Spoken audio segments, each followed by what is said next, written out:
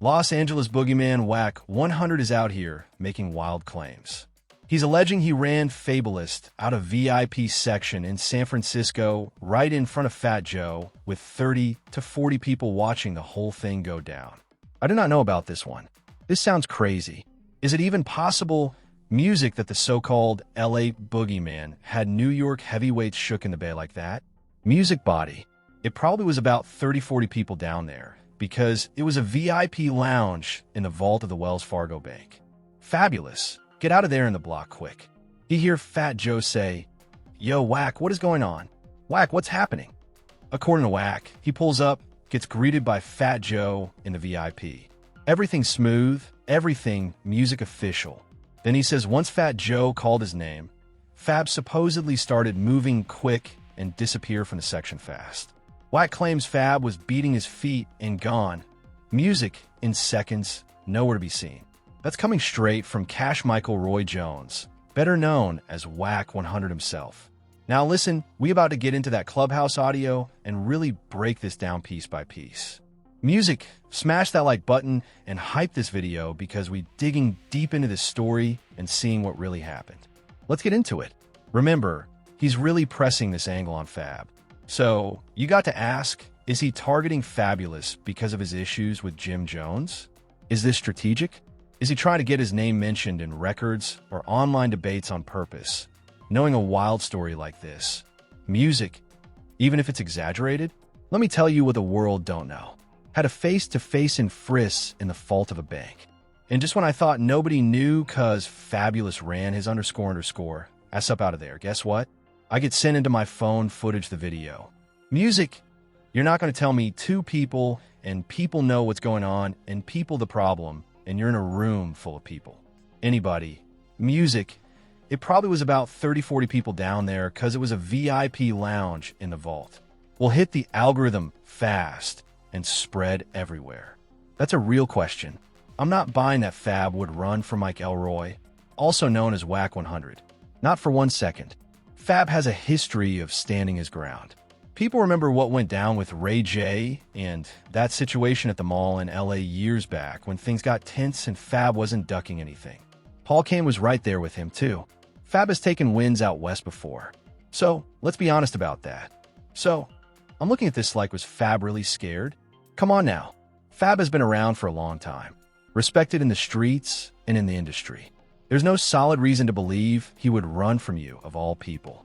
I'm just keeping it real, but let's keep this story moving. Alright, now, Wack 100 is bringing this up while referencing that situation in San Francisco involving Lil Baby, where one of his associates reportedly shot an NFL player in the ankle after an argument connected to a stripper.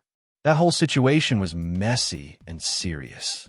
Now, Wack is comparing that chaos to this club story with Fab like it's the same type of energy. Of the Wells Fargo Bank. Fabulous. Get out of there. Quick. You hear Fat Joe say, "Yo, Wag, what is going on? Wag, what's happening?" They see Wag say, "Fat Joe, this me you talking to?" And walk up. Get to getting out of there. 15, 20-minute conversation. I think we in an intricate place. Fat Joe man, tell with the camera, "Hey, kill that camera. Music ain't on. I don't give and actually was on. I'm letting you know what you better. Music, not raise up." Somebody still had the footage. You want me to believe that all this going on when Lil Bait and this dude died. So now the claim is Fab allegedly left the club because of Wack. That's what's being pushed. But let's slow this down. Are you saying you got footage of Fab running out the VIP because of you? Is there proof or is this just talk? Because right now, all we can do is speculate. In my opinion, here's what sounds more realistic. Fab was in the club.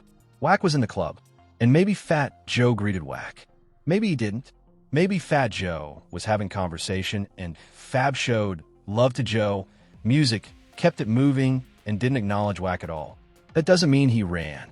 That could simply mean he wasn't checking for you. And now the story gets flipped into, "I made him leave."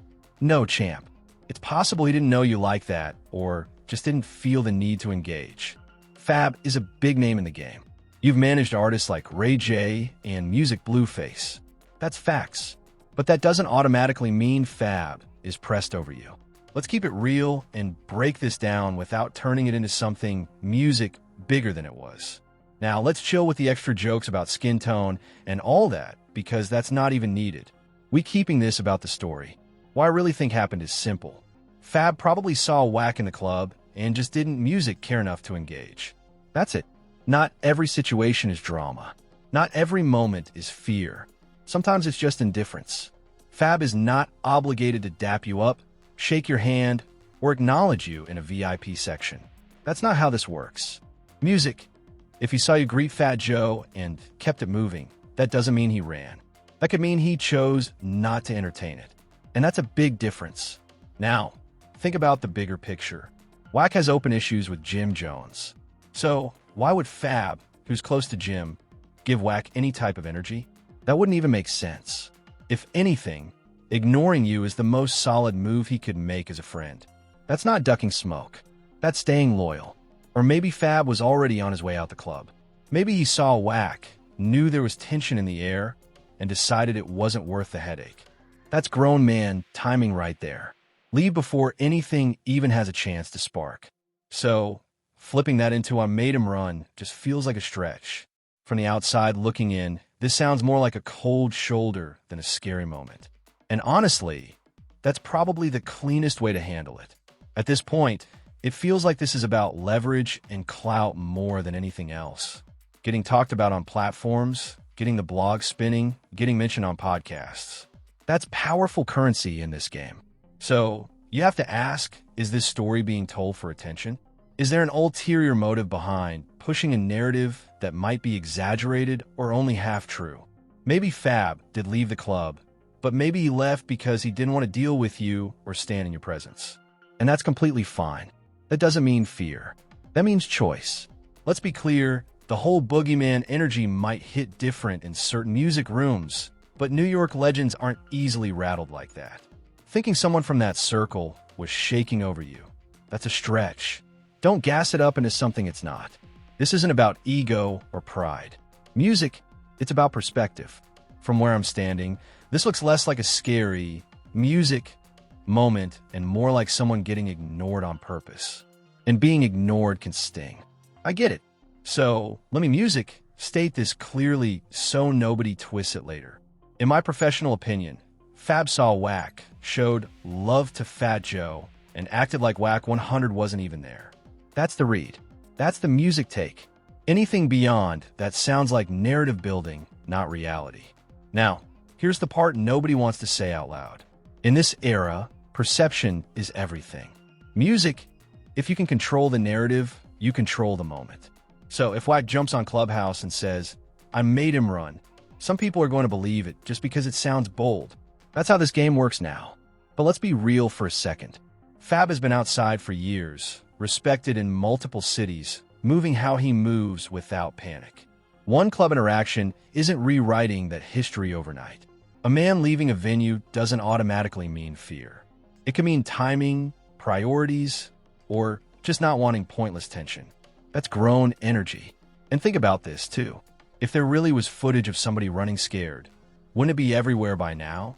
Screenshots, clips, slow-motion breakdowns, blogs dissecting every step. The internet does not miss moments like that, so the lack of proof speaks loud. At the end of the day, this feels more like a battle of narratives than a real confrontation. One side says, "I applied pressure." The other, music, side stays silent and keeps it moving. And sometimes silence says more than any loud claim ever could. First off, we're not doing no disrespectful color jokes or none of that. That's not even needed. Let's keep it on the facts and the narrative. At the end of the day, being music ignored in a club happens to anybody. That doesn't automatically mean somebody got pressed or somebody was scared. From my perspective, this story feels like either a half-truth or a full stretch. It just doesn't add up clean. The timeline sounds shaky. The energy sounds exaggerated, and the proof is missing. That's why I'm looking at this sideways. But I'm keeping it fair and letting everybody speak. Now, here's the real question. Do you think this was a half-truth blown out of proportion or a music complete fabrication for attention? Drop your take in the comment section because this one came out of nowhere and shook the timeline. And music, We still got to see if the Let's Rap About It podcast responds, especially knowing there's tension already in the mix.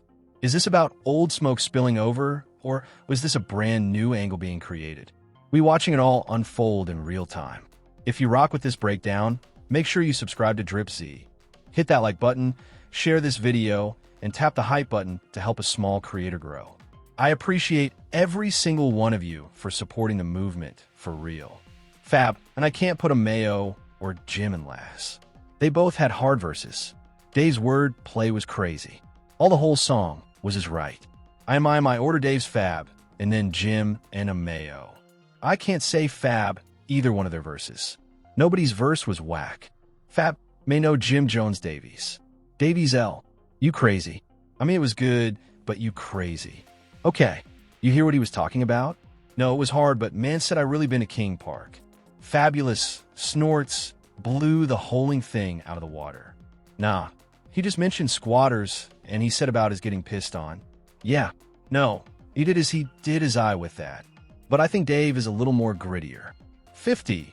If I don't see an Instagram post going at Fabulous by the end of the day, then I'm going to know 50 scared.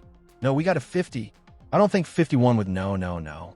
You're missing the point until I see otherwise. 50-50M. The Gunnet got to respond. Gunnet has to respond.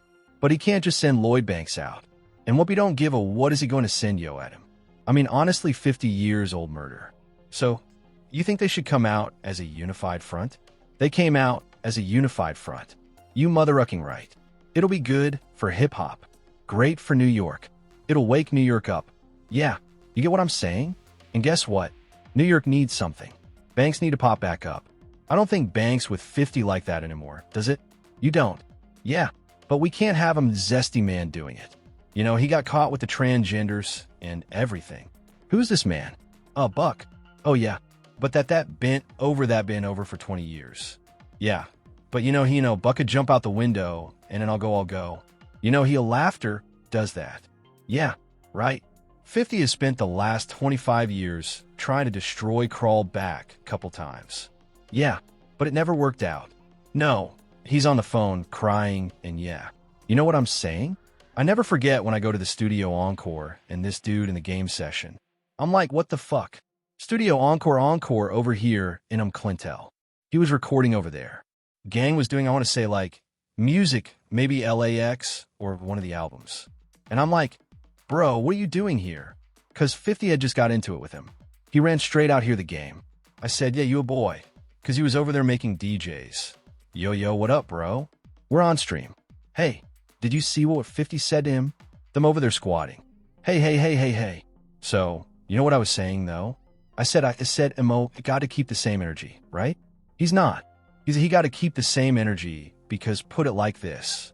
When I was first of all, I didn't even start joking on him. I was making a joke about Fab. He jumped in. I knew he jumped in, and then when he jumped in, he needs something to talk about, bro. Look, what does Mayo have to talk?